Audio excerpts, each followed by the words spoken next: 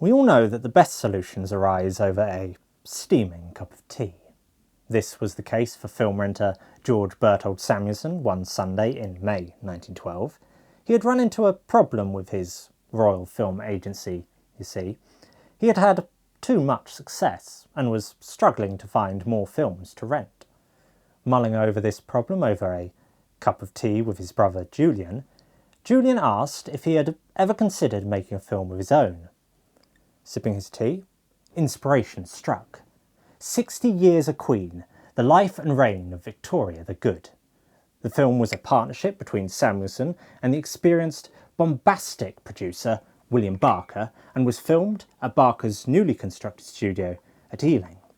If the name Ealing rings a bell, then yes, this studio would become Ealing Studios, where many iconic British comedies were made between the 1940s to the 1960s. 60 Years a Queen is therefore a milestone in British cinema history, launching both the filmmaking career of G.B. Samuelson and it was the first film shot at Ealing. Released in 1913, the film's structure, as well as its title, was largely based on Sir Herbert Maxwell's 1897 book, 60 Years a Queen. The film was a faithful, reign-spanning recreation of history, an awe-inspiring record of the Empire, and a majestic educational triumph in British film craft and Victorian nostalgia. Here, in my hand, I have the more than century-old pamphlet of the film, its text serving to both outline the film's narrative and the responses with all the review quotes on the back. Only a 46-second fragment of the film is known to survive in an Italian archive, and comparing this programme with a clip helps us to contextualise the events we see on screen.